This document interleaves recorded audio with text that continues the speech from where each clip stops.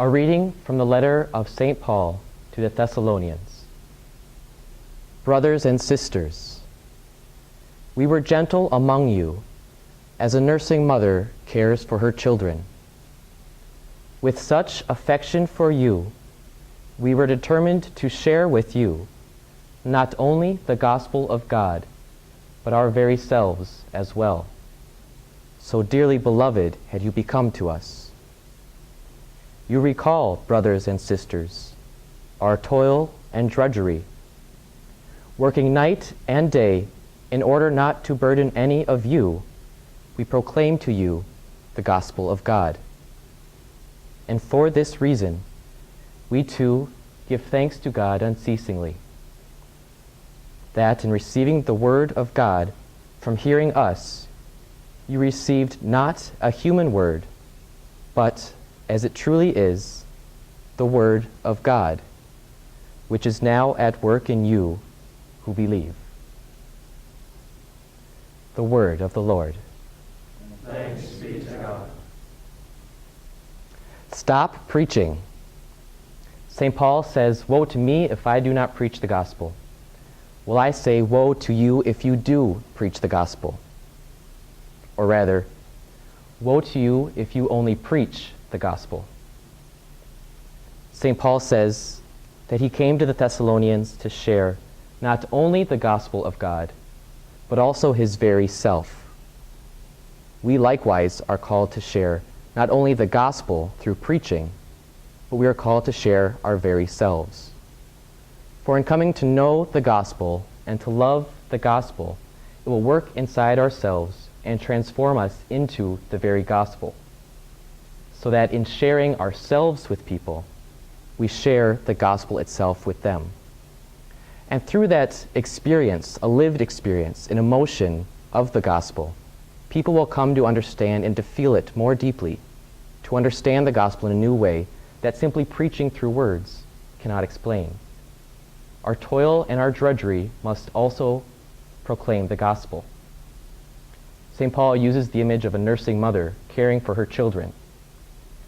The mother uses milk to feed the child, which is like us preaching the gospel to feed the children of God. But in order for the mother to be able to provide that milk to the child, she must first reach out, grab the child, and bring it to herself. We too must reach out first to the people and draw them to ourselves. Through our toil and drudgery, we must make a connection with them, using our own selves to draw them in. That way the gospel will be more efficient, more effective, will literally be heard. I got to know a family in the town where I went to college through the parish, St. Dominic's I went to. I saw them just once a week on Sundays. They were a pretty big family, about 15 people, I think. And eventually, as we got to know each other, they invited me over to their house for the birthday party for one of the younger boys. They had 4 children. One of them was a daughter under 2. So I said, sure, I'll go to their house. They're a nice family. They're having all of their friends and families over, about a dozen people, maybe a couple dozen, for this birthday party. When I got to their house, I was very surprised at what I saw. That the house they lived in was built for about 6 or 8 people, and they had 15 people living there. In fact, there were 4 adults sleeping in the porch, a closed-in porch. They had their blankets and their pillows out there, and that's where they slept. I don't really know what they did during the Minnesota winter in the porch there. Only 2 of the adults in the family had steady jobs, so they really struggled with all their bills. In particular, their mortgage. Even though it was a small house, they struggled. In fact, not too long ago, they lost their house. It was foreclosed. So it was very difficult for them to get along, to get by through life. But they were having this big birthday party, and it was going to be a great occasion. They bought tons and tons of food for all their family and friends. Again, I thought, how can they use all this money to buy this food for this birthday party when they struggled to put food on the table week after week? I think in some ways, this family showed the gospel to me in a clearer way than I've seen in most other occasions.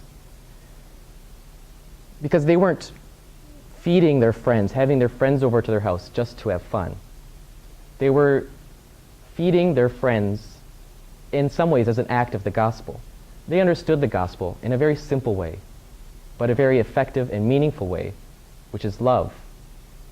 By sharing this food, by sharing the basic resources that they needed for their own happiness, they were feeding their friends, not just feeding them because they were hungry, but feeding them with love, which truly is the gospel.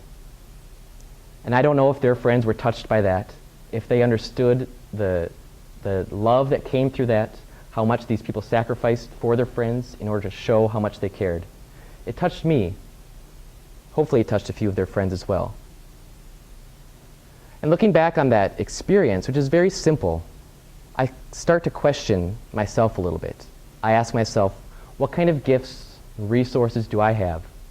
How often do I share those with people? And how willing am I to share those with people?